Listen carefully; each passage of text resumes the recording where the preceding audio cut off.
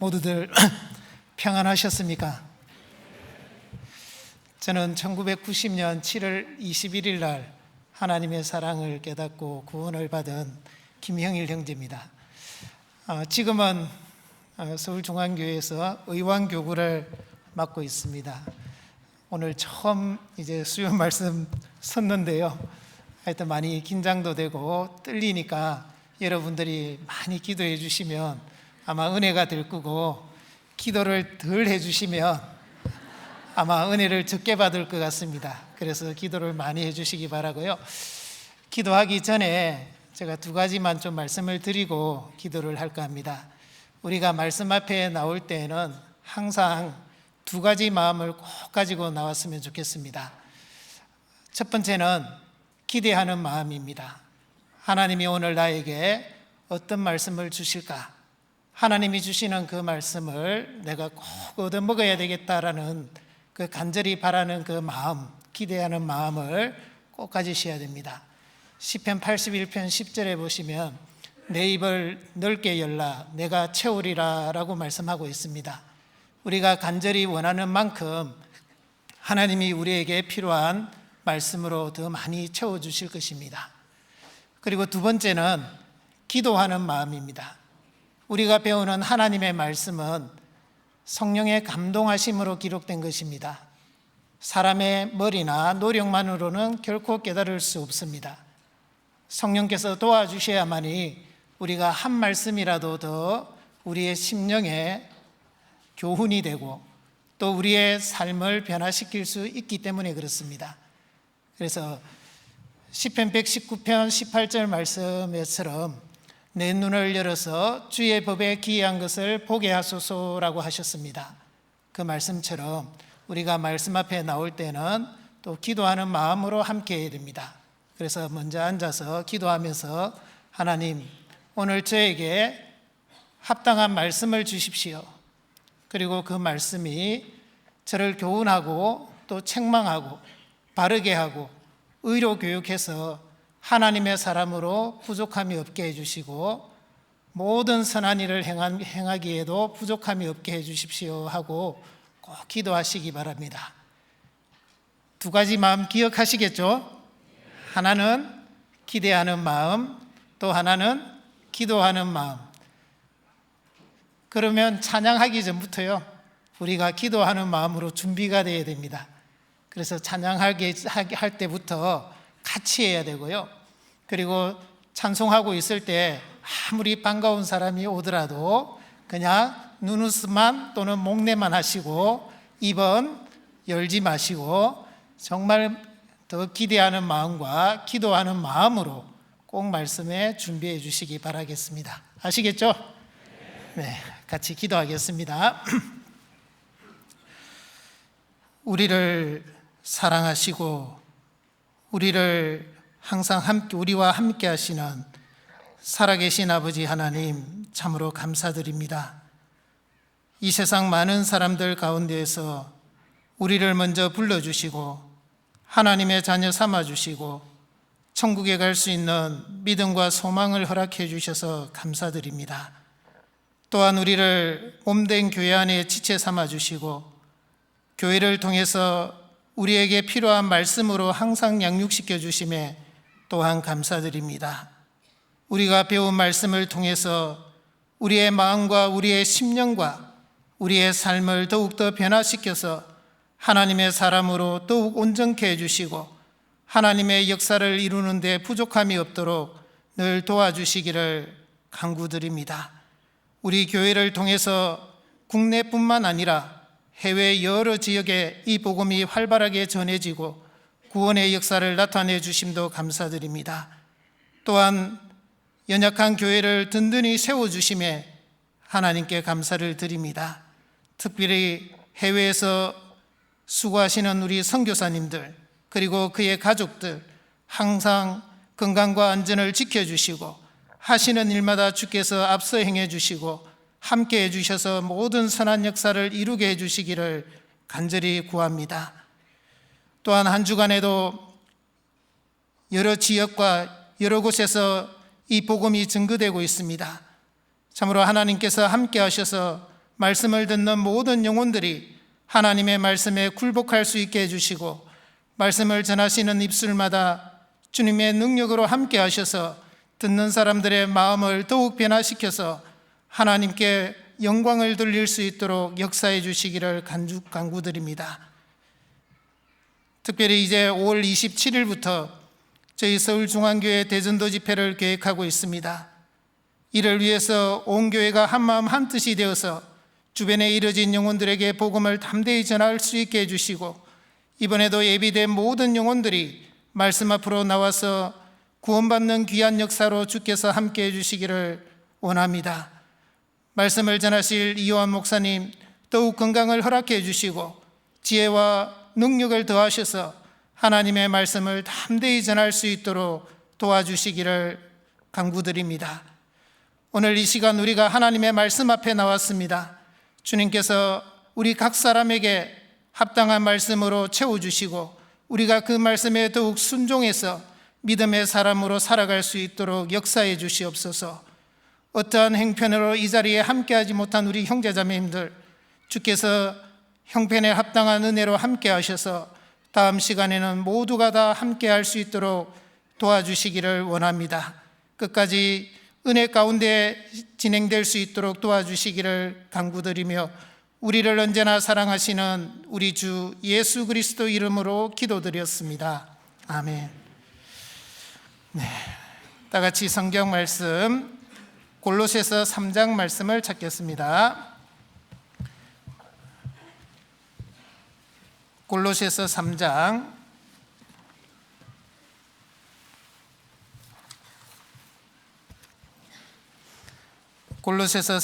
15절 말씀입니다. 15절 말씀을 같이 읽도록 하겠습니다. 그리스도의 평강이 너희 마음을 주장하게 하라. 평강을 위하여 너희가 한 몸으로 부르심을 받았나니 또한 너희는 감사하는 자가 되라. 이번 한 주간 여러 지역에서 또 우리 서울 여러 곳에서 하나님의 말씀이 증거되고 있습니다. 여러분들이 함께 또 알고 함께 기도해 주시기 바라겠습니다. 담임 목사님이신 이호환 목사님께서는 인천교회 대전도 집회를 인도하고 계십니다. 그리고 신용철 목사님께서는 김해교회 대전도 집회를 인도하고 계십니다. 오세일 목사님께서는 괌교회 선교여행 중에입니다. 그리고 이광열 목사님께서는 사당교회 교구 구역 집회를 인도하고 있습니다. 그리고 유춘기 목사님께서는 수지교회 낮전도 집회를 인도하고 계십니다. 그리고 박정혜 목사님은 또 서울대 집회를, 그리고 박종천 전도사님은 한양대 집회를 인도하고 계십니다. 여러분들이 알고 잊지 마시고요, 같이 기도해 주시면 고맙겠습니다. 오늘 제가 여러분들하고 같이 말씀을 상고해 보고자 하는 것은 평강에 대한 말씀입니다.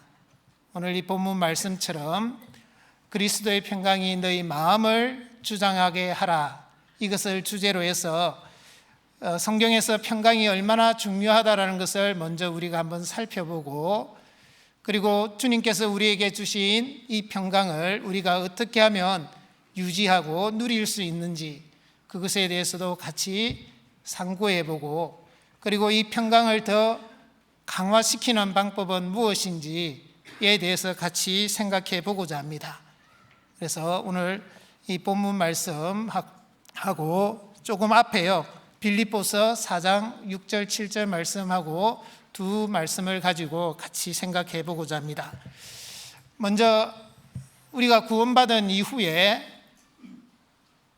우리가 정상적인 신앙생활을 하고 있는지 그러지 못한지를 항상 점검해 봐야 되잖아요.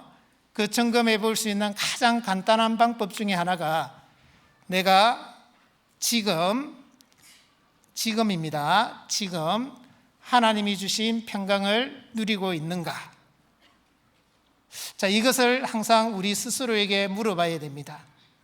만약에 내 육신은 편한데 내 심령에, 내 마음과 영혼에 평안이 없다면 그것은 정상적인 신앙을 하지 못하고 있다는 증거입니다. 하지만 내 육신은 피곤하고 지치고 힘들다 할지라도 내 마음에 주님이 주시는 평강으로 넘친다면 그것은 지극히 정상적이고 합당한 신앙생활을 하고 있는 것임에 틀림없습니다. 그리스도의 평강은 환경이나 조건에 의해서 주어지는 것이 아닙니다. 아무리 환경과 조건이 좋다 할지라도 육신적인 것을 말하는 것입니다. 좋다 할지라도 평강이 없을 수도 있습니다. 하지만 육신적인 어떤 환경이나 조건이 비록 좋지 못한다 할지라도 내 심령에 평강이 넘치는 일들이 충분하게 있을 수 있습니다. 자, 우리는 어느 편에 있는가 우리 스스로에게 한번 질문을 해보고 또 우리 스스로를 점검하는 것이 필요합니다. 그리스도인에게 있어서 이 평강이라는 것이 너무나 중요하기 때문에 우리는 이 평강을 가지고 우리 스스로를 항상 점검할 수 있는 우리의 신앙의 상태를요 점검해 볼 수 있는 그런 시간들을 자주 가졌으면 좋겠습니다. 자, 우리가 성경에서 이 평강이 얼마나 중요하다는 것을 여러 곳에서 알 수가 있습니다. 먼저는 하나님의 이름 중에 여호와 살롬이라는 것이 있습니다. 사사기 6장 24절에 하나님의 사자가 기드온에게 나타났을 때 기드온은 그의 얼굴을 봤습니다.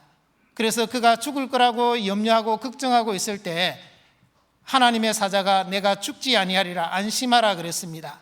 그래서 기드온은 거기서 단을 쌓고 그 이름을 여호와 살롬이라고 이름 지었습니다. 여호와 살롬이라는 것은 하나님은 평강이시다, 평강의 하나님이시다 이런 뜻입니다. 그리고 또한 예수님의 이름 중에도 평강의 왕이라는 이름이 있습니다. 우리가 잘 아는 말씀 중에 이사야 9장 6절에 보시면 이는 한 아기가 우리에게 낳고 한 아들을 우리에게 주신 바 되었는데 그 어깨에는 정사를 메었고 그 이름은 기묘자라 모사라 전능하신 하나님이라 영존하시는 아버지라 평강의 왕이라 할 것임이라 그랬습니다. 평강의 왕, 예수님의 이름입니다. 그리고 부활하신 예수님이 제자들에게 나타났을 때 가장 먼저 하시는 말씀 중 첫 번째가 너희에게 평강이 있을지어다 라고 계속 인사를 했습니다.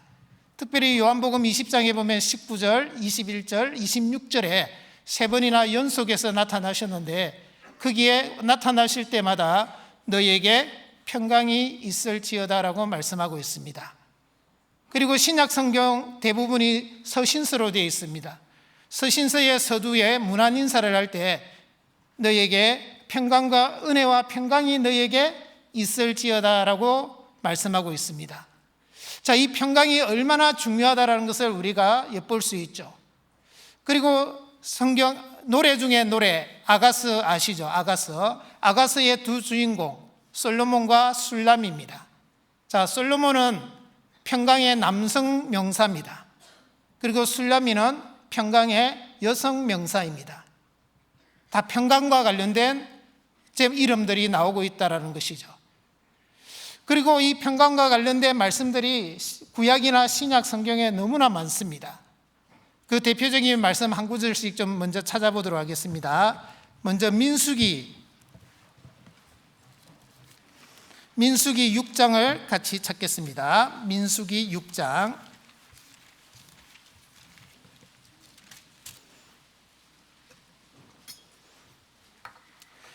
페이지 204페이지입니다. 204페이지쯤 됩니다. 민수기 6장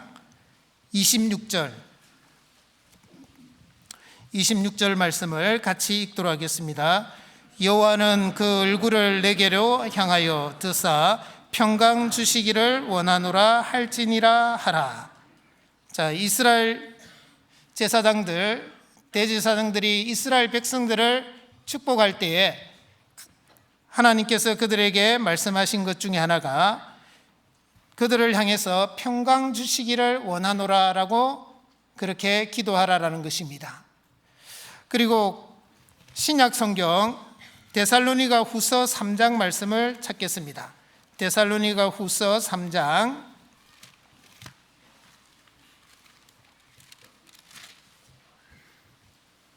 페이지 336페이지입니다. 데살로니가 후서 3장 16절 말씀입니다. 16절 말씀 똑같이 읽겠습니다. 평강의 주께서 친히 때마다 일마다 너희에게 평강을 주시기를 원하노라. 주는 너희 모든 사람과 함께 하실지어다. 자, 평강의 주께서 친히 때마다 일마다 너희에게 평강을 주시기를 원하노라 그랬습니다. 때마다 일마다. 그러니까 항상이죠. 또 무엇을 하든지 간에 우리에게 필요한 것 중에 하나가 평강이라는 것을 강조하고 있습니다. 이 평강이 얼마나 중요하다는 것을 우리는 성경을 통해서 알아야 되고, 또 우리 스스로 그것을 알고 우리의 삶 속에서 이 평강이 차지하는 것이 얼마나 중요하다는 것을 다시 한번 인식해야 됩니다. 이 평강이 깨어진 그리스도인의 삶이라는 것은 참으로 괴로운 삶입니다. 이 평강이 넘치는 삶을 살아가는 그리스도인의 삶은 너무나 행복하고 너무나 풍요롭고 그리고 권세를 가진 삶이라고 할 수 있습니다. 그만큼 평강이 중요한 것입니다. 우리가 어떠한 형편에 또 어떠한 상황에 있더라도 이 평강을 잃지 않는 것, 그것이 우리의 신앙을 지키는 비결이기도 합니다. 어떤 사생대에 대상을 받은 그림이 있습니다. 그 그림을 자세히 보니까 제가 설명이 좀 부족하더라도 여러분이 잘 상상을 하시기 바랍니다. 하늘에는 먹구름이 꽉 끼어 있습니다. 바람은 세차게 불고 있습니다. 바다에는 성남 파도가 바위를 향해서 밀려 들어오고 있습니다. 그런데 그 바위의 위쪽에 보면 바위 틈에 작은 새집이 하나 있는 것입니다. 그런데 그 새집을 자세히 들여다보니까 어미새가 있고 새끼새가 있습니다. 자, 새끼새가 그 어미 품에 있는 거죠. 그런데 더 자세히 들여다보니까 그 새끼새는 잠들고 있는 것입니다. 그 그림 제목이 평안입니다. 그 그림이 그 사생대에서 대상을 받았는데요. 저는 그 이야기를 들으면서 우리의 삶이, 우리의 신앙이 그렇게 된다면 하나님 앞에 우리가 대상을 받지 않을까 하는 그런 생각도 갖게 됩니다. 아무리 먹구름이 몰려오고 비바람이 치고 또 성남 파도가 우리에게 다가온다 할지라도, 자, 어미새 품에 있는 새끼새는 편안하게 잠들 수 있는 것처럼 우리에게 그 어떤 파도나 그 어떤 환난이나 어떤 수고나 고생이나 모든 것이 밀려온다 할지라도 우리가 주님 품 안에 있고 주님 주시는 그 평강 속에 있다면 우리는 그 어떤 것도 두려워하지 않고 평안하게 또 안전하게 우리는 살아갈 수 있을 것입니다. 그 그림을 생각하면서 내가 정말 주님 앞에 가는 그날까지 그 평강 가운데서 살아야 되겠다 하는 마음을 우리가 가졌으면 좋겠습니다. 사실 우리는 구원받기 전에는 평강이 없었던 사람들입니다. 저와 여러분들의 삶을 돌아보시면 우리는 아무런 소망이 없이 살아가던 그런 사람들이었습니다. 전도서 9장 3절에 있는 말씀처럼 인생이 악한 마음으로 가득 차 있다 그랬습니다. 그리고 미친 마음을 품다가 평생에 미친 마음을 품다가 후에는 죽은 자에게로 돌아가는 것이다 그랬습니다. 우리도 무엇인가에 어딘가에 미쳐서 이 세상 것을 추구하면서 살았던 우리들이 있습니다.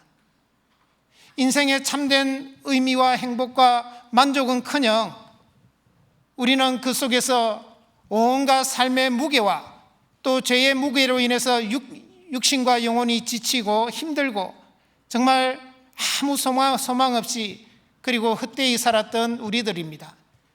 전도서 1장 2절에 있는 말씀처럼 전도자가 가로되 헛되고 헛되며 헛되고 헛되니 모든 것이 헛되도다. 만물의 피곤함을 사람이 말로 다 할 수 없나니 눈은 보아도 족함이 없고 귀는 들어도 차지 아니하도다. 그런 삶 속에서 우리가 살았던 사람들입니다.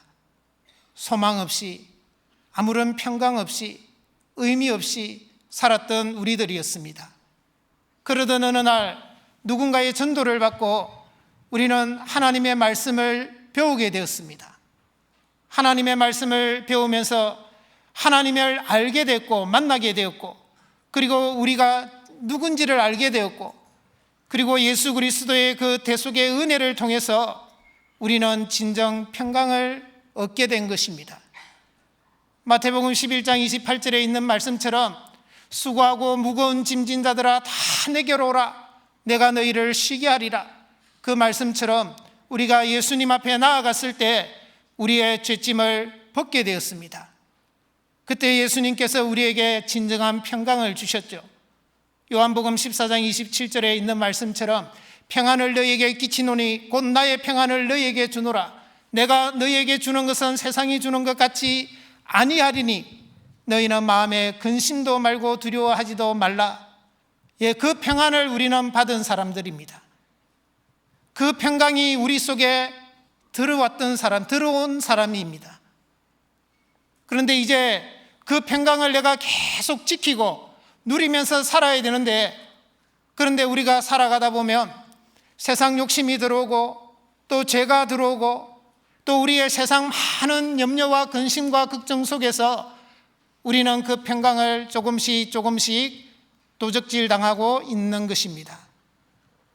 여러분들의 삶을 통해서 돌아보면서 정말 나는 주님이 주시는 그 평강을 계속 누리고 있는가?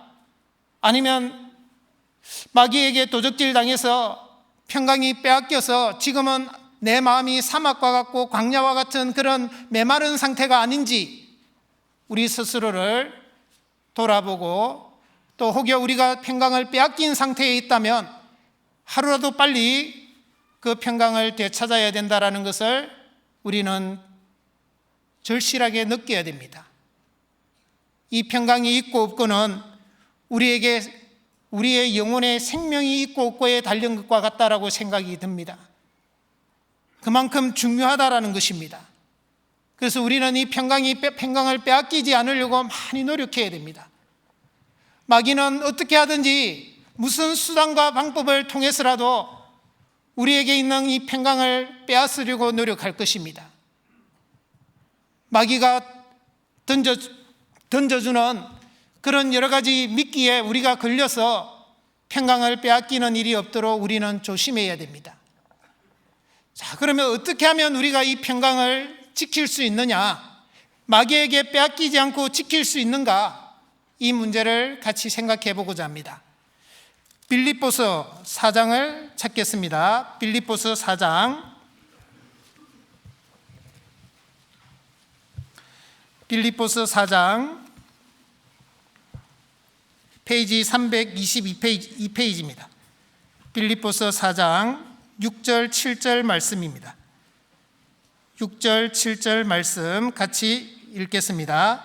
아무것도 염려하지 말고 오직 모든 일에 기도와 간구로 너희 구할 것을 감사함으로 하나님께 아뢰라. 그리하면 모든 지각에 뛰어난 하나님의 평강이 그리스도 예수 안에서 너희 마음과 생각을 지키시리라. 자, 여기 이 두 말씀은 오늘 계속 좀 찾아야 되니까요, 여기에다가 줄을 좀 끼워주시면 감사하겠습니다.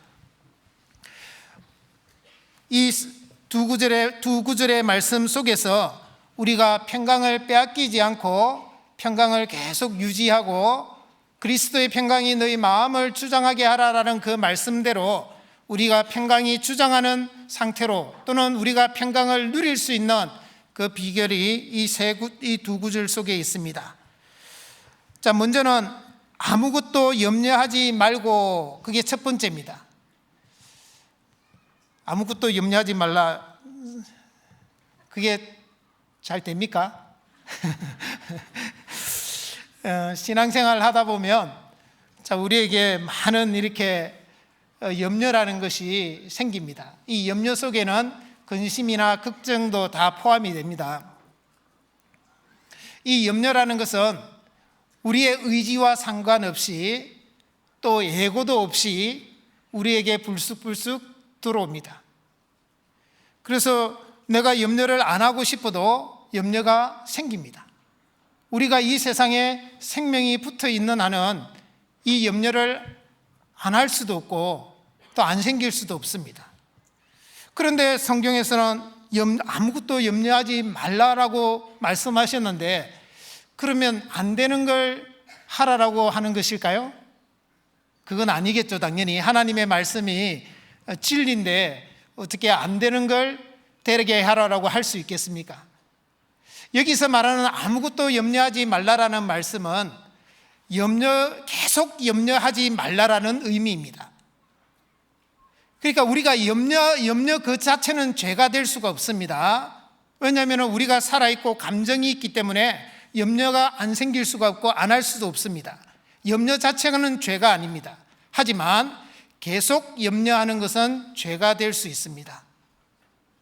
왜 계속 염려하는 것이 죄가 될 수 있느냐 하면은, 염려를 주님께 맡겨야 되는데 계속 염려한다라는 것은 내가 그것을 주님께 맡기지 못했거나 맡겼다 할지라도 내가 주님을 의심하는, 불신하는 그런 상태에 놓여 있기 때문에 계속 염려하게 되는 것입니다. 그렇기 때문에 그것은 죄가 될 수 있다라는 것이죠. 마태복음 6장을 찾겠습니다. 마태복음 6장.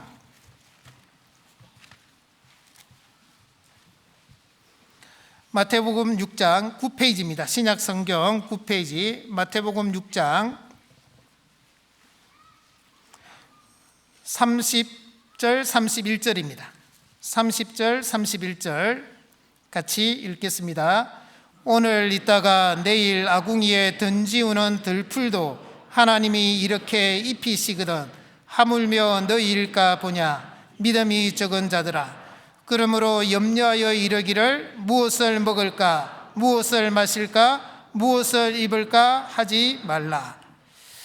자, 이 무엇을 먹을까, 무엇을 마실까, 무엇을 입을까 하는 이 염려로 인해서 예수님이 계속 그 염려를 하는 것에 대해서 책망을 하면서 믿음이 적은 자들아라고 책망을 하시는 겁니다. 왜? 계속 염려하는 것은 하나님을 온전히 의지하지 못하다는 증거이기 때문에 그렇죠. 그래서 계속 염려 가운데 있다라는 것은 우리가 하나님 앞에 신실하지 못하다는 증거고, 하나님을 불신하고 하나님을 의심하는 증거이기 때문에 계속 염려하는 상태에 있는다라는 것은 합당치 않다라는 것을 알아야 됩니다.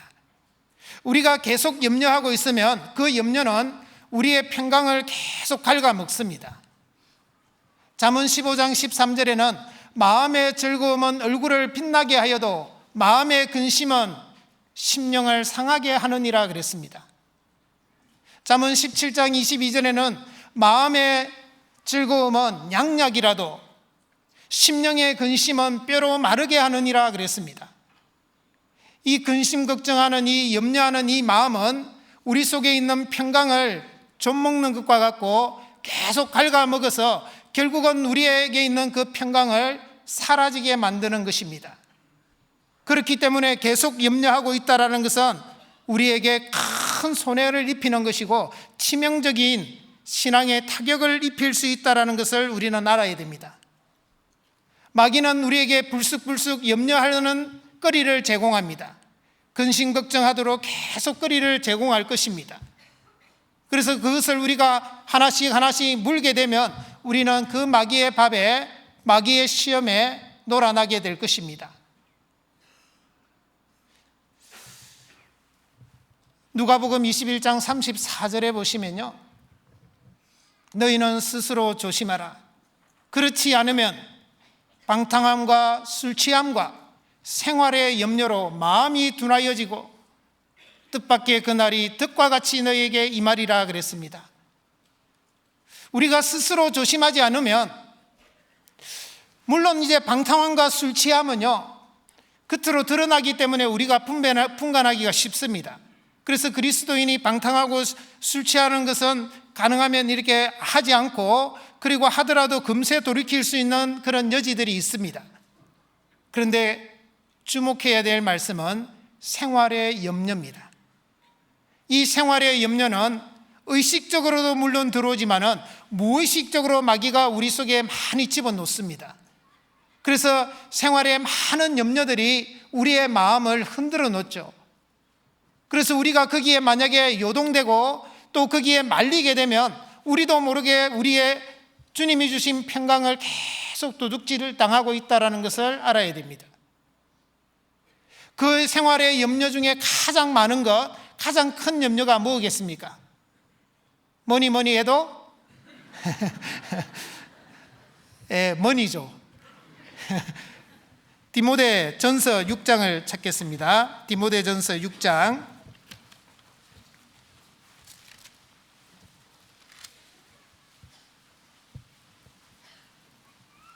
디모데전서 6장 9절 10절입니다. 자, 9절은 제가 읽고요, 10절은 같이 읽도록 하겠습니다. 부하려 하는 자들은 시험과 올무와 여러 가지 어리석고 해로운 정욕에 떨어지나니 곧 사람으로 침륜과 멸망에 빠지게 하는 것이라.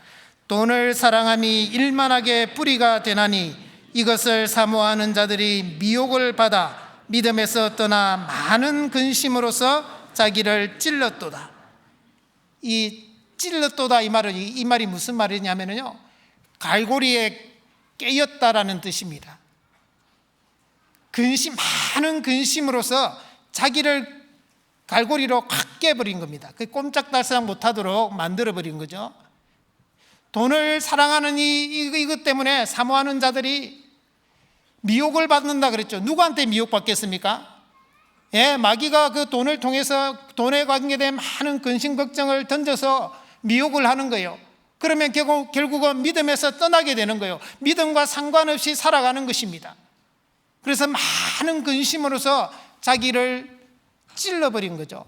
자기가 완전히 갈고리에 깨여가지고 꼼짝달싹 못하고 있는 상황이 되어버린다는 것입니다. 우리가 그런 염려가 생겼을 때요, 그때 참 잘해야 됩니다.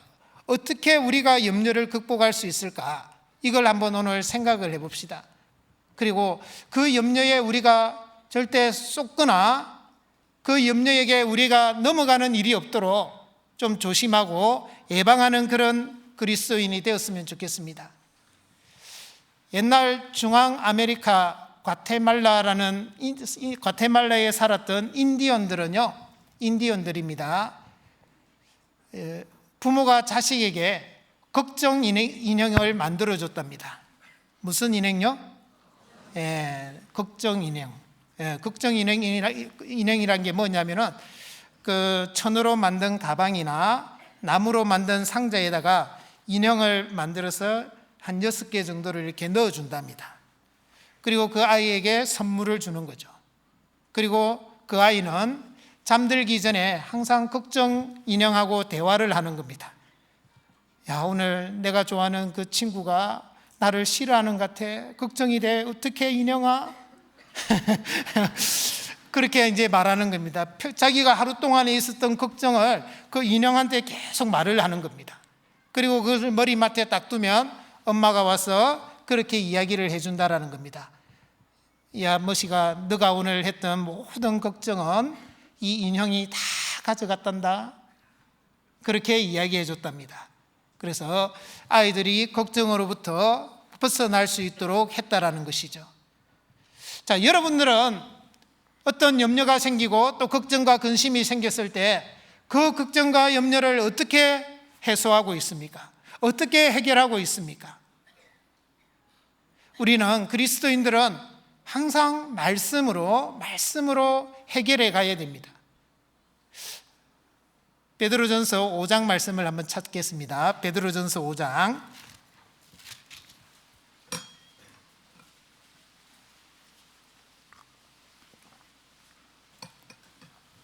베드로전서 5장 7절 말씀입니다. 베드로전서 5장 7절 같이 읽겠습니다.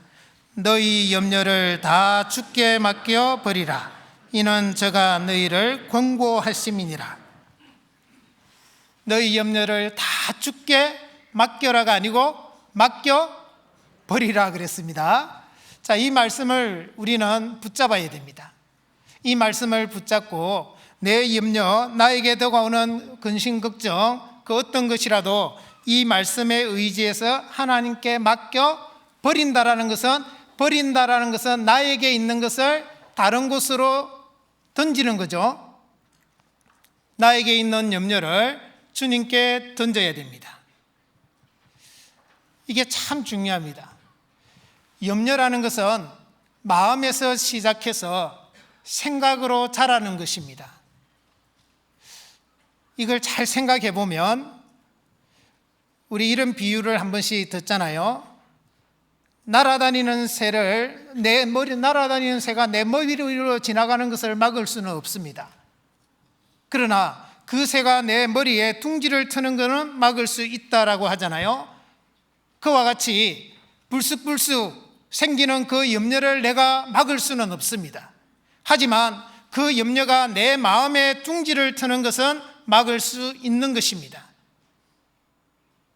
그 둥지를 트는 걸 막지 못하면 나는 염려에 사로잡히고, 염려에 사로잡히면 내 마음의 평강은 완전히 깨어지기 때문에 그렇습니다. 그래서 우리는 이 염려라는 것이 마음에서 시작해서 생각으로 키우는 것이구나 라는 것을 생각하고, 마음에 들어온 염려를 내가 계속 생각하지 않으면 되는 것이거든요. 생각하지 않아야 되는데 계속 생각하면 이 염려는 더 커지게 돼 있습니다. 눈덩이처럼 더 커져서 내가 그 염려에 사로잡혀서 꼼짝달싹 못하게 되는 것이죠. 미국의 심리학자 어니 젤린스키라는 심리학자가요, 사람들이 하는 걱정을 연구를 해봤습니다. 그 걱정을 쭉 연구를 하고 조사를 해서 결론을 내린 게 뭐냐면은, 대부분의 사람들이 하는 걱정의 96%는 자기가 어떻게 할 수 없는 것이거나 쓸모없는 것이다. 딱 4%만, 단지 4%만 우리가 어떻게 할 수 있는 것이다. 그 96%를 좀 더 구체적으로 나눠봤습니다. 나눠보니까 40%는 현실에서 절대 일어나지 않는 일이랍니다. 그리고 30%는 이미 일어난 일이랍니다. 그리고 22%는 아주 사소하고 가치 없고 쓸모없는 것이랍니다. 그리고 4%는 내가 어떻게 할 수 없는 것이라고 합니다. 단지 4%만 내가 어떻게 할 수 있다라는 것인데 너무 어처구니가 없죠. 그런데도 여전히 나는 염려에 사로잡혀서 시간을 낭비하고 있고 내 평강을 빼앗기는 삶을 사시겠습니까? 우리가 쓰는 말 중에 기우라는 말이 있습니다. 그 기우라는 게 무슨 말이냐면은 쓸데없는 근심 걱정이다 이런 것이죠. 자, 이 기우가 어떻게 유래됐는가 제가 한번 찾아보니까요, 중국 기나라에, 그때 그래서 기가 나온 겁니다. 기나라에 어떤 산에 가요, 너무 걱정에 쌓인 겁니다. 무슨 걱정에 쌓였느냐면은, 저 하늘이 내 머리에 무너지면 나는 어떡하지? 그리고 땅을 보고는 이 땅이 꺼져버리면 나는 어떡하지? 그 걱정에 사로잡혀 가지고요, 이제 점점 밤에는 잠도 못 자고 낮에는 밥도 못 먹고 식음을 전폐한 겁니다. 그래서 죽어가는 그 친구를요, 친구가 찾아가지고 너무 그런 쓸데없는 걱정하지 말라고 해가지고 결국은 생각을 돌이켰는데, 그렇지 않았으면 아마 그 사람은 그 하늘이 무너질까봐, 땅이 꺼질까봐 그 걱정 때문에 굶어서 죽었을 겁니다. 혹시 우리 가운데 내가 정말 어떻게 할 수 없는 어떤 근심이나 걱정 때문에, 또는 내가 어떻게 도저히 내 어떤 능력에 박해, 내가 도저히 할 수 없는 그런 것 때문에 염려에 쌓여서 많은 시간을 허비하고 있는 분은 없습니까? 요즘 현대는 참으로 복잡하잖아요. 그래서 요즘 현대 사회에는 듣도 보도 못한 병들이 참 많습니다. 그 중에 혹시 램프 증후군이라고 들어보셨습니까? 램프 증후군. 제가 발음이 별로 안 좋아서 못 알아듣는 것 같은데요. 알라딘과 요술 램프에서 온 그 램프 증후군이, 램프를 따서 램프 증후군입니다. 여러분들, 알라딘이 자기가 얻고 싶은 거 있을 때 어떻게 합니까? 그 요술 램프를 쭉 해서 거기에 있는 거인을 불러내서 자주 불러내서 자기의 소원을 이루는 것 같지요. 현대사회의 많은 사람들 중에 어떤 사람들은 괜한 근심 걱정을요 그냥 자주 불러내는 겁니다. 자주 불러내가지고 스스로를 괴롭히는 거예요. 그래서 그것을 과잉 근심증이라고 그럽니다. 과잉 근심증 또는 불안 증세라고 그러죠. 그걸 램프 증후군이라고 합니다. 그리스도인이 그런 병에 걸리면 안 되겠죠. 그런데 계속 염려 속에 있으면요 그리스도인이라고 해서 될 수 없습니다. 그리스도인도 얼마든지 그런 병에 걸릴 수도 있는 것입니다. 그러니까 우리는 이 염려가 들어왔을 때, 어떤 근심이나 걱정이 들어왔을 때 딱 잘라야 돼요. 어떻게 잘라야 되겠습니까? 96%가 내가 어떻게 할 수 없는 것이잖아요. 대부분 여러분들이 하는 근심, 걱정, 염려도 마찬가지입니다. 내가 어떻게 할 수 없는 것 또는 이미 지나간 것, 사소한 것, 별것 아닌 것, 그런 것이 대부분이거든요. 그러니까 이것은 아무짝에도 쓸모없는 것이야 하고 거기서부터 생각을 키우지 않아야 되는 거예요.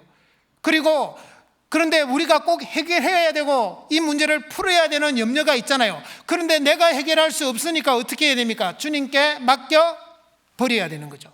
주님께 맡겨 버리는 겁니다. 그게 가장 현명한 방법입니다. 그렇지 않고 여러분들 스스로 자꾸 그 염려 속에 매여 있다면 여러분들은 계속 평강이 깨진 상태에서 신앙생활을 하게 될 것입니다. 생각은 이제 알았죠? 어떻게 하라고요? 이 염려가 딱 들어오면 어떻게 해야 돼요? 이거는 괜한 걱정이고 내가 어떻게 할 수 없는 것이다 하고 딱 막아야 됩니다. 더 이상 그걸 묵상하면 안 됩니다. 말씀을 묵상해야 되는데 염려를 묵상하고 있으면 큰일 납니다. 더 이상 묵상하지 말고요. 그리고 내가 꼭 해야 되는, 이루어야 되고 이 문제를 해결해야 되는 것은 주님께 맡겨야 됩니다. 그래도 잘 안 되잖아요. 그러니까 다시 빌립보서 4장으로 가봅니다. 빌립보서 4장 6절, 아무것도 염려하지 말고, 같이 읽겠습니다. 오직 모든 일에 기도와 간구로 됐습니다. 자, 두 번째 이제, 그래서 두 번째는 오직 모든 일에 기도와 간구로, 이게 이제 두 번째 방법입니다. 우리가 필요 없는 불필요한 어떤 염려로 인해서 우리가 괴롭힘을 당할 수도 있잖아요. 빨리 떨쳐버려야 되는데 내가 괜히 그걸 생각으로 키워가지고 더 이상 내가 어찌할 수 없는 그런 상황이 될 수도 있습니다. 그리고 꼭 필요한 어떤 염려를, 또 염려 때문에 내가 불안해하고 걱정해할 수 있잖아요. 그때 빨리 하나님께 기도하고 간구해야 됩니다. 그게 최선의 방법입니다. 그래서 기도와 간구로 너희 구할 것을 감사함으로 하나님께 아뢰라 그랬잖아요. 그래서 기도해야 된다. 기도라는 것이 뭡니까? 기도는 하나님을 바라보고 하나님을 의지하는 것입니다. 내가 할 수 없기 때문에, 또 하나님은 하실 수 있기 때문에 우리는 하나님을 바라보고 하나님을 의지하는 것입니다. 자, 그런데 이제 왜 기도와 간구라고 했을까요? 우리가 어떤 염려가 생기고 어떤 문제를 해결해야 되는 상황이 되면 대부분의 그리스도인들은 다 기도를 합니다. 그런데 한두 번 하고 잘 안 되니까 포기하는 그리스도인들이 많지 않습니까? 그래서 간구라는 말씀이 나온 겁니다. 간구라는 것은 한두 번 했는데도 이루어지지 않으면 포기하지 말고 그 문제가 해결될 때까지 끝까지 하나님께 기도하는 것을 간구라고 하는 것입니다. 많은 그리스도인들을 보면요, 어떤 문제가 탁 생기면 처음에는 기도합니다. 근데 기도했는데 이 문제가 빨리 해결이 안 되면 이제는 그 문제에 매이게 되는 것입니다. 어느 순간에 나는 그 문제에 쌓여가지고 그 문제 속에 들어가가지고 어찌할 바를 모르고 있는 것입니다.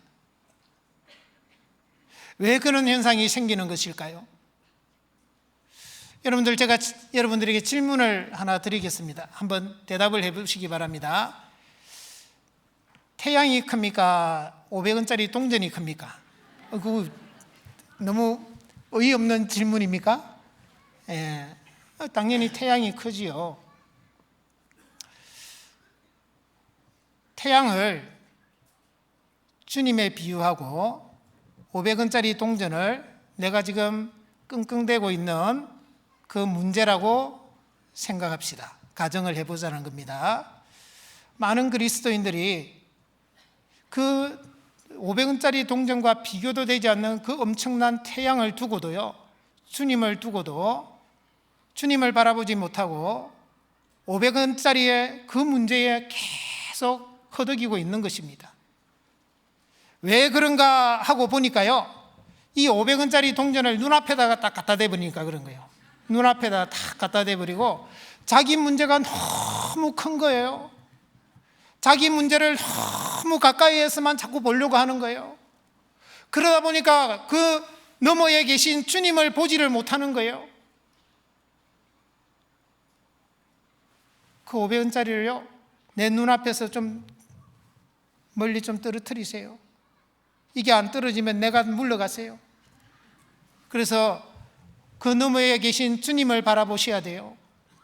시편 121편 1절 2절 말씀처럼요, 내가 산을 향하여 눈을 들리라.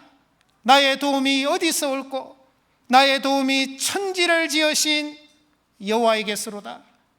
예, 우리의 도움이 천지를 지으신 그 여호와로부터 올 수 있습니다. 우리의 문제에서 떨어졌어요.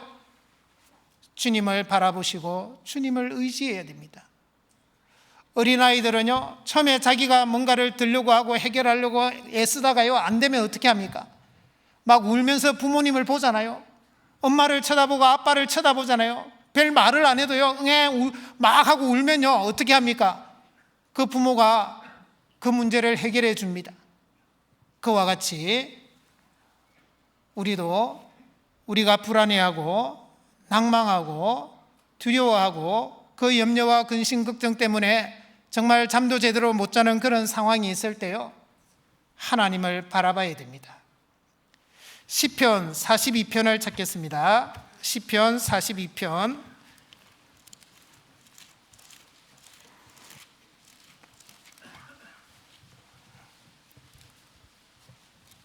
시편 42편 5절입니다. 시편 42편 5절 같이 읽겠습니다. 내 영혼아, 내가 어찌하여 낭망하며 어찌하여 내 속에서 불안하여 하는고? 너는 하나님을 바라라.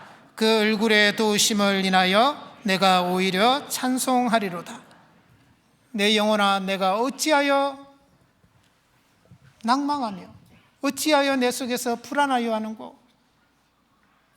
너는 내 하나님을 바라라 그랬습니다. 하나님을 두고 왜 낭망하고 있고 왜 불안해하고 있느냐, 이런 뜻입니다. 히브리서 12장 2절에는 믿음의 주요 또 온전케 하시는 이인 예수를 바라보자 그랬습니다.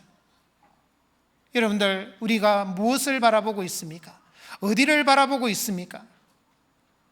여러분들, 우리가 바라봐야 될 분은 하나님이시고 우리를 긍휼히 여기시고 우리와 같은 모든 것을 채우려 하신 그 주님을 우리는 바라봐야 됩니다.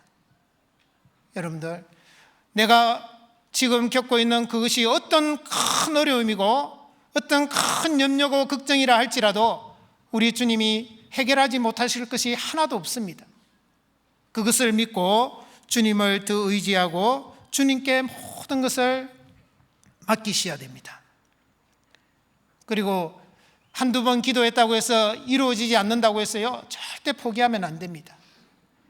간구라는 것이 그래서 필요한 것입니다.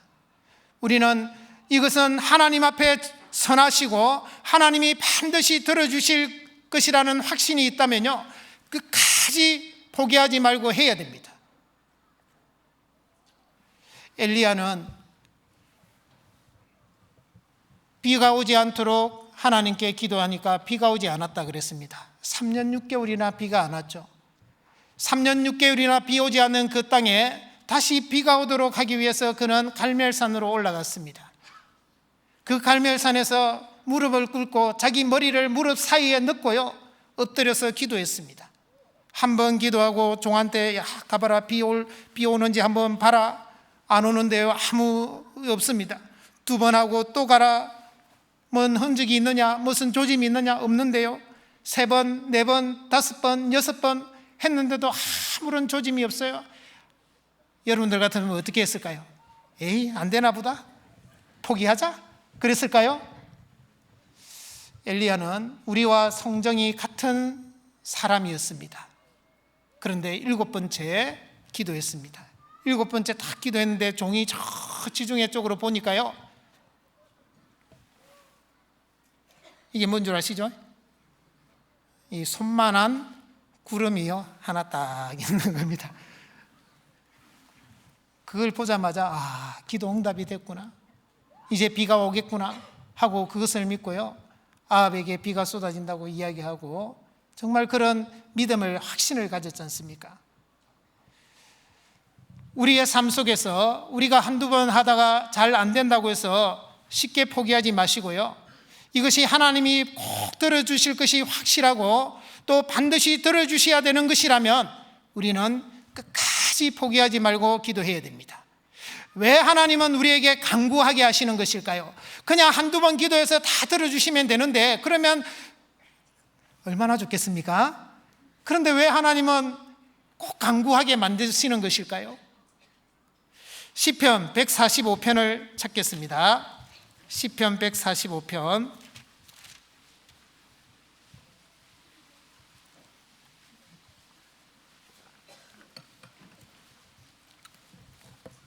시편 145편 18절 말씀입니다.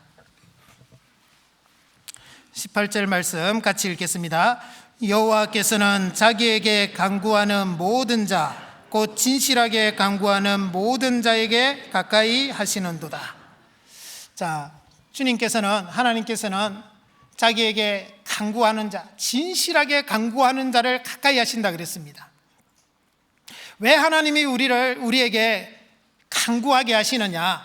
먼저는 우리가 지금 기도하고 있는 그 내용이 정말 우리의 마음에서 진실한지를 확인하는 것입니다. 한두 번 하다가 마는 것은 우리의 마음이 진실하지 못하다는 증거입니다. 정말 내가 그것을 가지기를 간절히 원한다면, 그것이 해결되기를 간절히 원한다면 한두 번 기도해가지고 안 된다고 해서 포기할 수 있느냐 말이에요. 누가복음 18장 1절에 나오는 것처럼 항상 기도하고 낭망치 말아야 될 것을 저에게 비유로 일러 가라사대.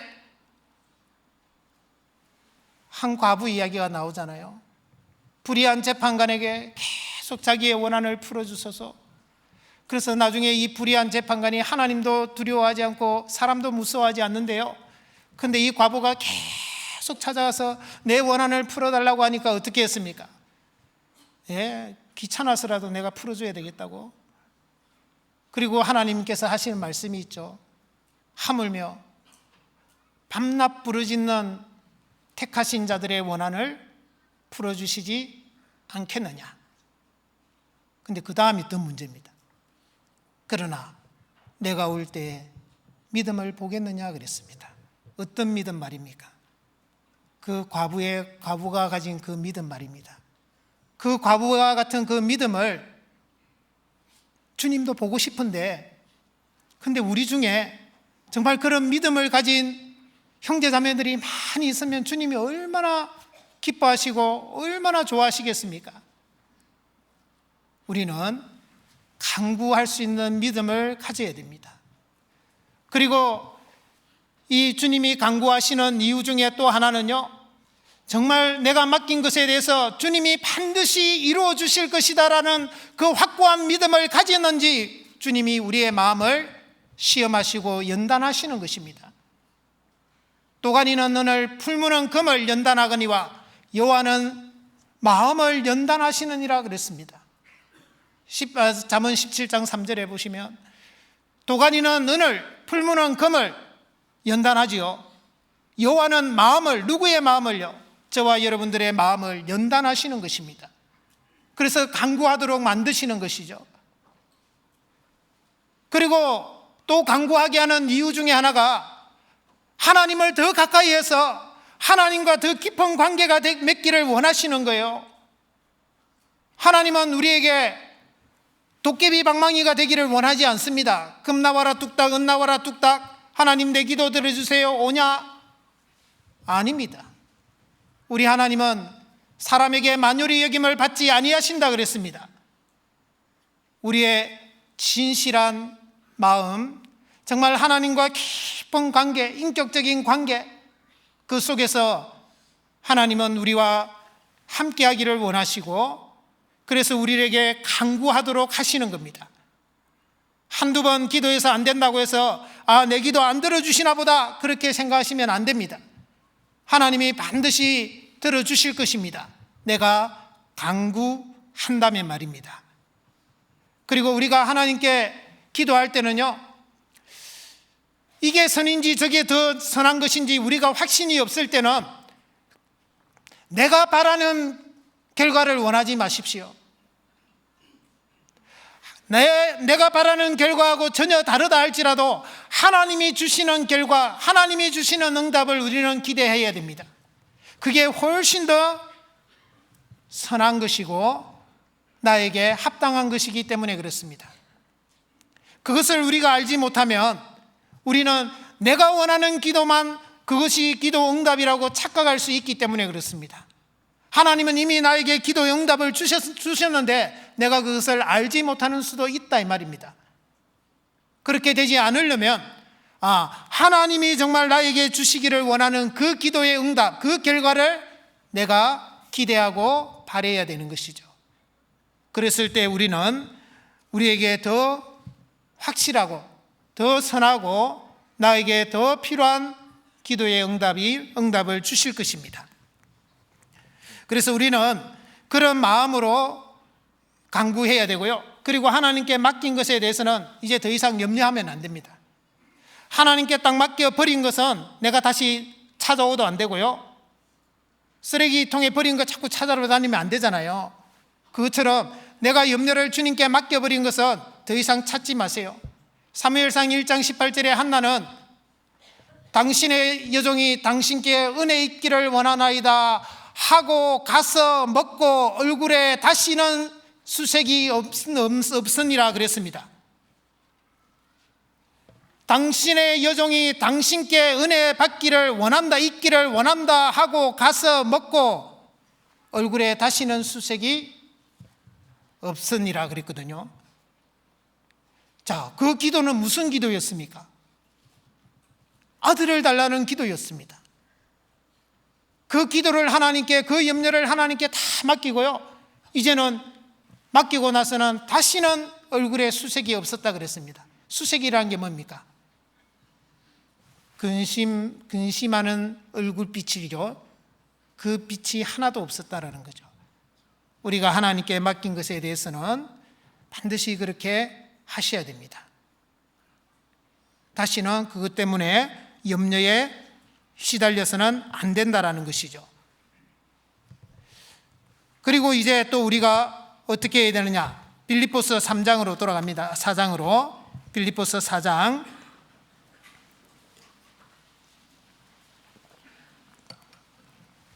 4장 6절입니다. 4장 6절. 아무것도 염려하지 말고, 염려하지 말고, 그 다음에 오직 모든 일에 기도와 간구로, 그게 두 번째죠. 그 다음에 이제 세 번째 방법을 같이 읽겠습니다. 너희 구할 것을 감사함으로 하나님께 아뢰라. 자, 이제 세 번째 방법은 감사입니다. 감사. 우리가 염려에서 벗어날 수 있는 또 하나의 길은 범사에 감사하는 것입니다. 여러분들, 감사하는 삶은 우리가 평강을 유지할 수 있는 비결이고 염려로부터 우리를 막을 수 있는 또 하나의 무기입니다. 감사하는 삶은 참으로 위대한 삶입니다. 그리고 엄청난 위력을 가진 삶이라고 할 수 있습니다. 우리는 염려 가운데 있을 때도 감사해야 되고, 고난 가운데 있어도 감사해야 되고, 내가 원하지 않는 삶 속에 있어도 감사해야 됩니다. 그래서 데살로니가전서 5장 18절에 있는 말씀처럼 범사에 감사하라. 이는 너희를 향하신 그리스도 예수 안에서 너희를 향하신 하나님의 뜻이다 그랬습니다.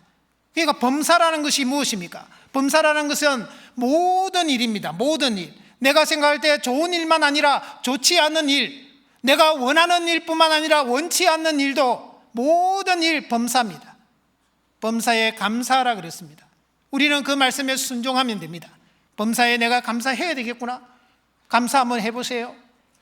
그러면 그 감사가 우리 속에 평강을 다시 찾아줄 것입니다. 이 감사하는 것은 참으로 중요합니다. 우리는 감사하는 삶에 더욱 익숙해져 가야 됩니다. 감사하지 못해서 우리가 얻지 못하는 것이 너무 많다는 거 아십니까?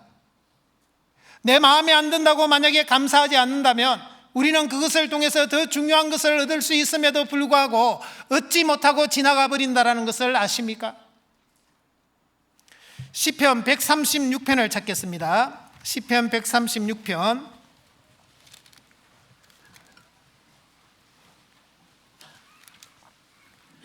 시편 136편 16절입니다. 16절 말씀 같이 읽겠습니다. 그 백성을 인도하여 광야로 통과하게 하신 이에게 감사하라. 그 인자하심이 영원함이로다. 여러분들, 광야를 통과하는 것은 이스라엘 백성들, 많은 백성들도 얼마나 힘든 일이었고 정말 괴로운 여정입니다. 그런데 하나님께서는 광야를 통과하신 이에게 감사하라 그랬습니다. 우리의 삶 속에서 광야와 같은 이 세상, 우리는 이 세상 속에서 많은 어려움과 고난과 근심과 걱정 속에서 살아갑니다. 감사하라 그랬습니다. 하나님이 감사하라고 했으니까요, 감사하시면 돼요. 이유가 없어요. 하나님은 선하신 분이시고, 하나님은 내 생각은 너희 생각과 다르다 그랬습니다. 하늘이 땅보다 높은 같이 내 길은 너희 길보다 높고 내 생각은 너희 생각보다 높다 그랬습니다. 차원이 다르잖아요. 하나님과 우리가요, 이거 하늘과 땅 차이보다도 더 차이가 나지 않습니까? 하나님이 감사하라고 했을 때 우리는 그냥 하나님 말씀이 진리입니다. 하나님의 말씀이 옳습니다. 하나님, 제가 감사하랍니다. 그렇게 해야 되는 거예요. 23절 같이 읽겠습니다. 우리를 비천한 데서 기념하신 이에게 감사하라. 그 인자하심이 영원함이로다. 여러분들, 우리를 비천한 데서 비천한 삶이라는 게 얼마나 비참할 수 있는지 겪어본 사람들은 또 아실 겁니다. 내 주변에서 내가 하루아침에 땅바닥으로 떨어지는 일들이 얼마든지 있을 수 있습니다. 하나님은 우리를 비천한데도 거하게 하시는 것입니다. 그때에도 우리는 감사해야 됩니다. 하나님께 감사할 수 있어야 됩니다. 하나님은 감사할 수 있는지를 보시는 것입니다. 감사하라고 하셨잖아요. 그래서 우리는 범사의 모든 일에 감사할 수 있는 사람이 되어야 되고, 감사할 수 있는 그리스도인으로 하나님은 우리를 만들어 가시는 것입니다.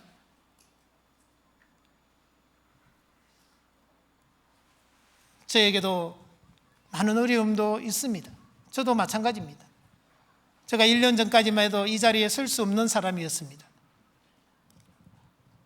그런데 감사합니다. 하나님이 주신 모든 것에는 하나님의 선한 뜻이 있잖아요. 우리는 그것을 믿어야 됩니다. 로마서 8장 28절에 있는 말씀처럼 우리가 알거니와 하나님을 사랑하는 자 곧 그 뜻대로 부르심을 입은 자들에게는 모든 것이 합력하여 선을 이루느니라. 모든 것 속에 내가 원하는 것, 원치 않는 것, 내가 당하기 싫은 일, 안 좋은 일, 모든 것, 다 들어갑니다. 그 모든 것이 합력해서, 합력이란 게 뭡니까? 서로 어우러져서 말입니다. 우리의 삶에 가장 선한 것을 만들어 가시고 가장 선한 인생을 만들어 가시는 분이 우리 주님이십니다. 우리는 그것을 믿어야 됩니다. 그렇기 때문에 우리는 감사할 수 있는 것입니다. 감사하는 것은 하나님을 가장 영화롭게 한다라고 성경은 말씀합니다. 시편 50편을 찾겠습니다. 시편 50편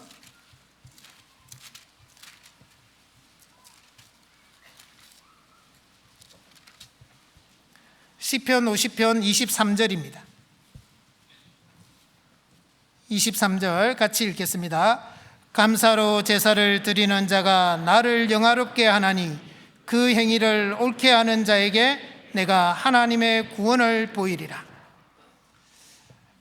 감사로 제사를 드리는 자가 나를 영화롭게 한다. 우리가 감사하는 것은, 감사하는 삶을 사는 것은 하나님을 영화롭게, 하나님을 가장 높이는 그런 삶이다라는 것입니다. 오늘날 참 서글픈 일이지만은 이 시대는 감사할 줄 모르는 시대입니다. 디모데후서 3장 2절에 있는 것처럼요, 부모를 거역하며 감사치 아니하며, 그런 시대에 우리가 살고 있는 것입니다. 말세에 고통하는 때가 이르렀다라는 것을 우리는 볼 수 있는 것이죠. 말세에 고통하는 때가 이르면 사람들은 부모를 거역하고 감사치 않는다 그랬습니다. 우리는 그리스도인들만이라도요, 감사하는 삶을 살아야 됩니다. 그리스도인들 중에서도 만약에 감사하지 못하는 사람이 있다면 그것은 합당치 않은 것입니다. 하나님의 이름을 영화롭게 하지 못하는 것이기 때문에 우리의 마음을 바꿔야 됩니다. 감사해야 됩니다. 그래서 어떤 사람이 그렇게 농담을 했습니다. 하나님이 제일 좋아하시는 그 과일이 감이라고. 그래서 우리는 매일 항상 감 사드려야 된다고. 감 사드리세요. 하나님이 제일 좋아하시는 과일이라고 하니까요. 우스운 이야기지만 그 속에 정말 깊은 교훈이 있는 것 같습니다. 우리가 무엇이든지 범사에 또 말이나 또 무엇을 하든지 간에 항상 감사할 수 있는 사람이 된다면요, 그 감사하는 사람은 결코 평강을 빼앗기지 않을 겁니다. 혹시 내가 평강을 빼앗긴 상태에 있다 할지라도 항상 감사하고 범사에 감사한다면 그 평강은 금세 다시 회복될 것입니다. 여러분들의 평강이 회복되지 못하는 이유 중에 하나가 감사하지 못하기 때문입니다. 신라원을 쓴 존 밀턴은요, 나중에 후에 실명을 하게 됩니다. 육신의 눈을 잃게 되죠. 그때서야 그는 하나님께 진정 감사를 했다고 고백하고 있습니다. 내 육신의 눈이 어두워지니까 이제서 영혼의 눈이 띄어진다고 고백합니다. 그리고 그 후에 쓴 불후의 명작이 바로 신라곤입니다. 우리도 우리의 삶 속에서 우리가 불행하다고 생각하고 내가 도무지 이거는 원치 않는 것이라 할지라도요, 하나님 앞에 감사하세요. 그러면 그 감사를 통해서 하나님은 우리의 삶에 아주 필요하고 이 상황이 아니었더라면 나에게 이룰 수 없는 그런 하나님의 은혜와 축복이 반드시 우리의 삶 속에서 이루어질 것입니다. 그것을 생각하고 오늘도 우리는 감사할 수 있어야 됩니다. 골로새서 3장을 찾겠습니다. 골로새서 3장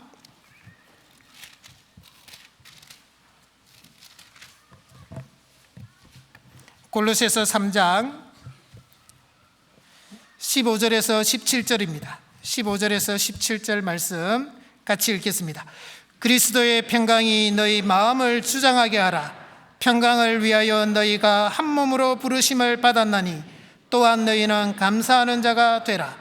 그리스도의 말씀이 너희 속에 풍성히 거하여 모든 지혜로 피차 가르치며 권면하고 시와 찬미와 신령한 노래를 부르며 마음의 감사함으로 하나님을 찬양하고 또 무엇을 하든지 말에나 일에나 다 주 예수의 이름으로 하고 그를 힘입어 하나님 아버지께 감사하라. 자, 이 한 구절 한 구절마다 반복되는 단어가 있죠. 뭡니까? 감사입니다. 예. 그래서 우리는 정말 모든 일에 감사할 수 있어야 되고 항상 감사할 수 있어야 됩니다. 하나님은 감사하는 사람에게 평강의 복을 더 주실 것입니다. 틀림없습니다. 시편 29편 11절에 보시면요, 여호와는 평강의 복을 주실지어다 그랬습니다. 평강의 복을 감사하는 사람에게 더 주실 것입니다. 우리는 그런 감사하는 삶을 통해서 하나님이 우리에게 주신 그 평강을 빼앗기지 않을 뿐만 아니라 혹시 빼앗겼다 할지라도 다시 회복할 수 있는 무기가 될 것이고, 우리의 삶 속에서 이 평강을 계속 누릴 수 있는 비결이 되는 것입니다. 그리고 우리의 평강을 더 이렇게 강화시켜주는 것이 또 하나 있습니다. 이사야 26장을 찾겠습니다. 이사야 26장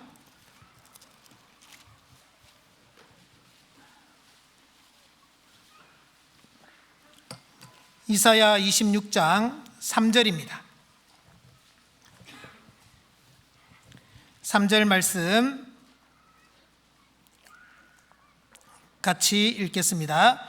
주께서 심지가 견고한 자를 평강의 평강으로 지키시리니 이는 그가 주를 의뢰함이니이다. 예, 주께서 심지라는 것은 마음을 말하는 것입니다. 견고한 자, 견고하다는 것은 튼튼하다라는 거죠. 마음이 강하다라는 것입니다. 평강의 평강으로 지키시리니, 이 영어 성경에 보면 perfect peace라고 합니다. 완전한 평강입니다. 평강의 평강으로 지켜주신다. 우리의 평강을, 우리 속에 있는 이 평강을 더 넘치도록 하고 더 강화시켜주는 역할을 하는 것이 이 심지, 마음이다라는 것입니다. 마음을 어떻게 먹느냐에 따라 우리의 평강이 달라질 수 있다라는 것이죠. 그래서 이 마음이 얼마나 중요하면 잠언 4장 23절에는 뭐라고 했습니까? 혹시 기억나십니까? 잠언 4장 23절. 예? 아무 잘 생각 안 나세요? 무릇 지킬 만한 것보다 더욱 내 마음을 지키라. 생명의 근원이 이에서 남이니라. 자, 무릇 지킬 만한 것, 지켜야 될 것이 얼마나 많습니까? 여러분들 건강도 지켜야 되죠. 생명도 지켜야 되죠. 여러분들 또 가족들도 지켜야 되고, 여러분들 혹시 현금이나 뭐 보석 가지고 있으면 지켜야 되죠. 그리고 여러분들 이 세상에 또 약속도 지켜야 되고 법규도 지켜야 되고 지켜야 될 것이 얼마나 많습니까? 그런데 무릇 지킬 만한 것보다 더욱 뭘 지키라고요? 누구 마음요? 네, 우리의 마음을 지키라고요. 생명의 근원이 이에서 남이니라. 우리의 마음이 그만큼 중요하다 이 말입니다. 우리가 우리에게 다가오는 어떤 일에 대해서 내가 그것에 대해서 어떤 마음을 먹느냐에 따라 내 삶의 결과, 우리의 신앙의 결과가 완전히 달라질 수 있기 때문에 그런 것입니다. 우리가 어떤 일을 긍정적으로, 부정적으로 보느냐, 긍정적으로 보느냐에 따라 모든 것이 달라질 수 있습니다. 내가 그 문제를 내 육신의 눈으로 볼 것이냐, 영적인 눈으로 볼 것이냐에 따라 모든 것이 달라지는 것입니다. 내가 그 문제를 사람을 상대할 것이냐, 하나님을 상대할 것이냐에 따라 내 모든 결과가 달라질 수 있기 때문에 그 모든 것을 결정하고 그 모든 것을 선택하는 그것이 바로 마음이다 이 말입니다. 여러분들의 마음은 어느 편에 있습니까? 내 마음이 부정적으로, 내 마음이 육신적이고 내 마음이 사람을 상대하는 쪽으로 있다면요, 나에게 다가오는 그 어떤 어려움, 하나님이 주신 어떤 것도 나에게는 유익이 못 될 것입니다. 하지만 우리가 그것을 긍정적으로 바라보고 영적인 눈으로 바라보고 하나님을 상대하는 쪽으로 바라본다면 그 어떤 것도 우리에게 유익이 되고 사람들은 그것이 불행이라고 생각하는 그것도 우리에게는 큰 신앙의 자산이 될 것입니다. 그것을 우리는 믿어야 됩니다. 여러분들, 하나님은 우리를 가장 잘 아십니다. 우리의 마음이 어떠한지도 가장 잘 아십니다. 우리에게 가장 필요한 것이 무엇인지도 잘 아십니다. 은에서 찢기를 제하라. 그리하면 장색에 쓸만한 그릇이 나올 것이요 그랬습니다. 나에게 어떤 찢기가 있는지 하나님이 가장 잘 아십니다. 하나님은 그 찢기를 제거하기 위해서 우리에게 고난을 주시고 어려움도 주시고 어떤 데는 연단과 단련의 과정을 허락하시는 것입니다. 그 속에서 우리는 우리의 찢기를 부지런히 털어내야 됩니다. 그래야 하나님이 쓸만한 그릇이 될 수 있는 것입니다. 제가 직장 생활을 할 때 신입사원으로 들어갔었는데요. 구원받고 한 4년 정도 지났어였습니다. 12월에 들어갔는데 12월 말쯤 되니까 신입사원 환영회 겸 막년회를 하는 겁니다.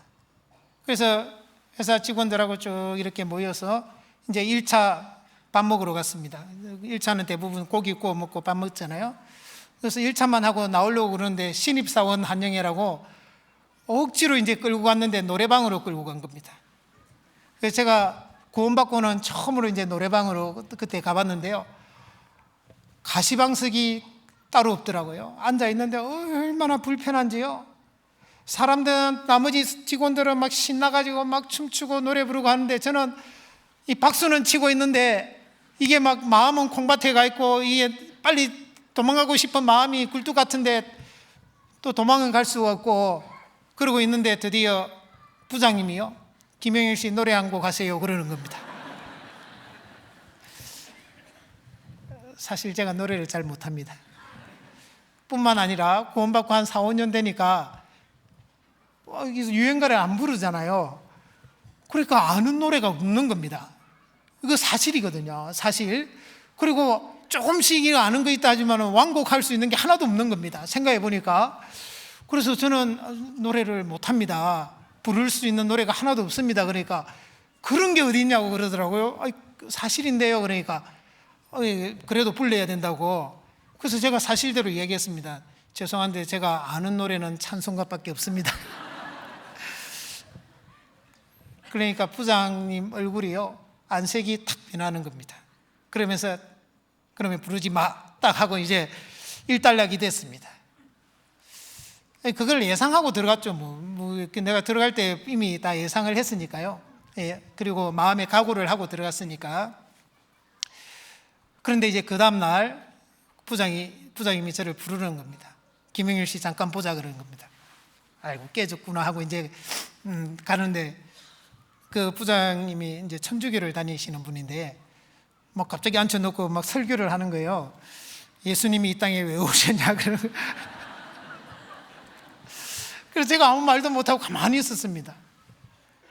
이웃을 사랑하려고 온 거 아니냐고. 그래서 가만히 있었죠. 그래서 이웃이 즐거워할 때 같이 즐거워해야지.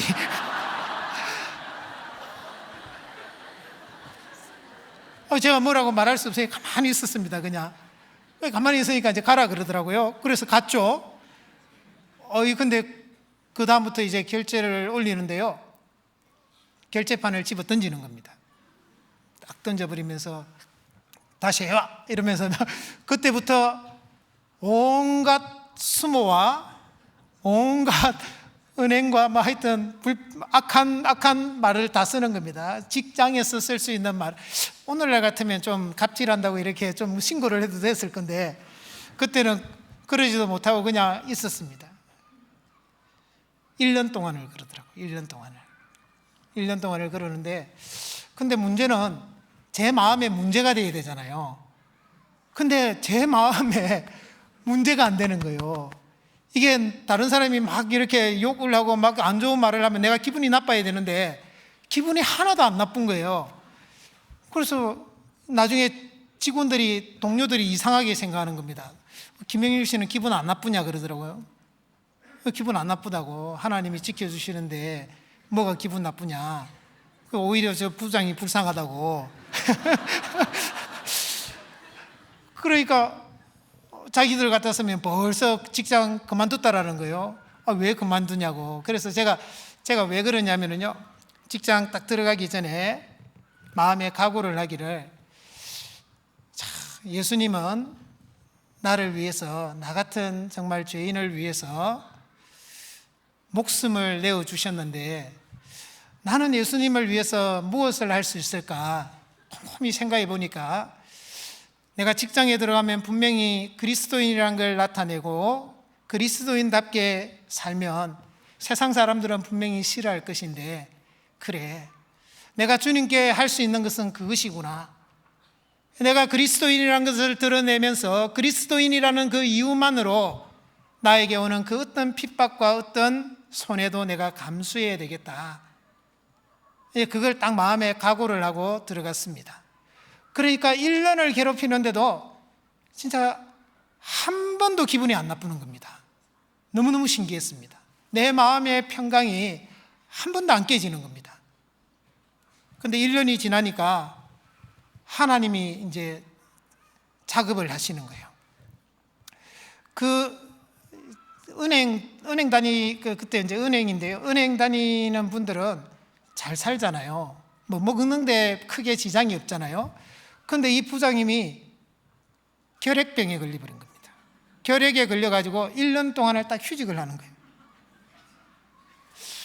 그래서 1년 동안 좀 편하게 살았습니다. 1년 동안 편하게 살고 있는데 드디어 이제 다시 복직을 했습니다. 복직을 한 부장님은 딴 사람이 된 겁니다. 얼마나 잘해주는지요. 그렇게 잘해줄 수가 없어요. 그리스도인도 그렇게 잘해주지 않는데 아니 너무너무 잘해주는 거예요. 그래서 하여튼 뭐 중요한 일은 저한테 다 주고요. 그리고 막 식사 자리 뭐 회식 자리 가면 막 자기가 방패막이를 다 해주는 겁니다. 내가 먹어야 될 술도 자기가 다 마셔주고요. 이 사람은 독실한 사람이기 때문에 술 안 먹는다고. 그래서 제가 생각하기를, 이분이 1년 동안 많은 걸 생각했나 보다. 나를 괴롭혀가지고 하나님을 믿는 사람을 괴롭혀서 하나님께 벌 받았나 보다, 자기가 생각했나 보다 하는 그런 생각이 들더라고요. 그런데 이제 저는 그분이야 그렇다 하더라도 그 1년을 통해서 돌아봤습니다. 하나님이 정말 어찌 보면 세상 사람들이 봤을 때는 너무 힘든 과정이었는데 저는 사실 안 힘들었는데요. 그런데 어쨌든 그런 과정을 거치면서 하나님이, 제가 이제 쭉 생각했던 게 뭐냐면요, 하나님은 나를 위해서 저렇게 까다로운 상사를 두셨구나. 하나님은 정말 나에게 있는 그 찢기, 나에게 있는 정말 더러운 것, 그것을 벗기려고 저 사람을 교관으로 이용했구나, 활용했구나라는 생각이 첫 번째는 들었습니다. 그리고 그것을 내가 충분하게 받았다라고 생각되었을 때 저는 아무런 한 것이 없잖아요. 근데 하나님이 다 해결해 놓으시는 겁니다. 제가 그것을 다 받았다라고 하나님이 생각하는 기준이 분명히 있을 겁니다. 그것을 충분하게 받았다라고 생각했을 때 하나님이 모든 문제를 해결하시는 것입니다. 그리고 또 이제 부수입이 하나 있었는데요. 그게 뭐냐면은 제가 그 까다로운 상사 때문에 하여튼 그래도 그리스도인데 깨지면 덕이 안 되잖아요. 그래서 어떻게 하든지 안 깨져 보려고 많이 노력했습니다. 그래서 집에 가서도 막 진짜 교제 없는 날은 새벽 1-2시까지도 계속 어떻게 하든지 그 업무와 관련돼서 또 한 번 보고 또 한 번 보고. 그래서 제가요 한 2-3년 됐는데 완전히 고참 사원이 된 것 같이 돼버렸습니다. 제가 맡은 업무에서 모든 것은 하여튼 회사 내에서요, 뭐 어떤 문제가 생기면 그 김영일 씨한테 가서 물어봐라고 그렇게 되는 겁니다. 그래서 얼마나 그게 또 감사한지요. 그래서 나중에는 제가 신입사원이잖아요. 우수직원 해외 연수를 보내는데 항상 원래 과장하고 차장급에서 갔거든요. 그런데 우리 사장이요, 무조건 저를 보내라는 겁니다. 저 사장한테 이거 할 줄도 몰랐고요. 이거 뭐 준 적도 없는데, 사장이요, 무조건 김영일이를 보내라 그러니까 직장에 회사에서 난리 나버린 겁니다. 막 이사고 뭐 부장이고 뭐 다른 사람이 들고 일어난 거예요. 아니, 지금까지 다 과장, 차장급 보냈는데 이제 신입사원을 보내면 어떡하느냐. 근데 사장이 막무가내입니다. 막무가내로 무조건 김영일 보내라 그러는 겁니다. 그러니까 나중에 원래 한 명 보내는데요, 사장이 그래서 물러서 가지고 그러면 차장도 한 명 더 보내자 해가지고 그래서 둘이 갔다 왔습니다. 미국에 11박 12일. 그래서 제가 그때 그랜드 캐년도 갔다 오고요, 나야가라 폭포도 한번 갔다 오고 참 그런 걸 보면서 부수입을 하나님이 주시는 거구나, 그걸 생각하면서 참 많은 것을 생각하게 됩니다. 우리가 우리의 마음에 그리스도의 평강이 주장하고 있으면 나에게 그 어떤 어려움과 어떤 핍박과 어떤 환난이 온다 할지라도 우리는 그 가운데서도 평강을 누릴 수 있으며 그리스도인으로서 정상적으로 살아갈 수 있다는 것입니다. 요셉이 종살이를 하고 또 옥에 갇혔을 때 요셉은 평강을 틀림없이 누렸을 겁니다. 여러분들 그렇게 생각 안 하십니까? 반드시 누렸을 겁니다. 다니엘이 사자굴에 들어갔을 때도 평강 가운데 있었을 것입니다. 다니엘의 세 친구 사드락, 메삭, 아벳느고가 풀무불에 들어갔을 때에도요, 그들은 평강 가운데 있었을 겁니다. 사도 바울이 철장에 들어갔어도 찬송할 수 있었던 것도 평강 가운데 있었기 때문입니다. 여러분들 마지막에 저희 같이 부를 찬송이 470장인데요 내 평생에 가는 길 순탄하여 늘 잔잔한 강 같든지 큰 풍파로 무섭고 어렵든지 내 영혼 평안해, 내 영혼 평안해 하는 그 찬송가가요, 스페포드라는 사람이 자기 딸 넷을 잃고 나서요 시로 쓴 겁니다. 자기가 정말 사랑하는 딸 넷을 하루아침에 잃은 겁니다. 내 평생에 가는 길 순탄하고 늘 잔잔한 강 같든지, 그때도 있죠. 그러나 큰 풍파로 무섭고 어렵든지 내 영혼 평안해. 우리가 어떤 형편 가운데 있다 할지라도 내 영혼의 평안을 빼앗겨서는 안 됩니다. D.L. 무디가 그 스페포드를 병원에 신방 갔다 그러잖아요. 자기 부인은 941생으로 살았는데 그 병원에 있는데 거기 가서 위로를 하러 갔다가 위로를 받고 왔다라는 일화가 있습니다. 그 두 사람이 하는 말, 그 D.L. 목사에게 했던 말이 하나님의 뜻이, 주님의 뜻이 이루어지니 내 영혼 평안합니다. 우리 모두도 그런 신앙이 되어야 됩니다. 우리가 그리스도의 평강이 너희 마음을 주장하게 하라. 그러면 그 어떤 것도 우리를 넘보지 못할 것이고 우리를 넘어뜨릴 수 없을 것이고, 요한복음 16장 33절에 있는 말씀처럼요, 이것을 너희에게 이르면 너희로 내 안에서 평안을 누리게 하려 함이라. 세상에서는 너희가 환난을 당하나 담대하라, 내가 세상을 이겼노라 그랬습니다. 우리가 항상 언제든지 주님 앞에 가는 그날까지 주님 주시는 이 평안을 모두가 다 끝까지 누리며 살아가는 우리 그리스도인들이 되시기를 바라겠습니다. 같이 기도하겠습니다. 주님 은혜 감사합니다. 오늘 저희들에게 말씀을 허락해 주셨습니다. 이 배운 말씀을 우리 마음판에 더욱더 새겨서 우리의 삶 가운데서 이루게 해주시고 우리의 믿음이 더욱 자라게 해주시고 그것을 통해서 하나님의 더 큰 역사를 우리가 나타낼 수 있도록 주께서 도와주시기를 간구드립니다. 특별히 5월 27일부터 계획되어 있는 대전도 집회를 위해서 우리 모두가 한마음 한뜻으로 기도하고 이번에 더 많은 영혼들을 전도할 수 있는 기회로 삼기를 간구드립니다. 우리를 사랑하시는 예수님의 이름으로 기도드렸습니다. 아멘. 찬송하겠습니다. 찬송가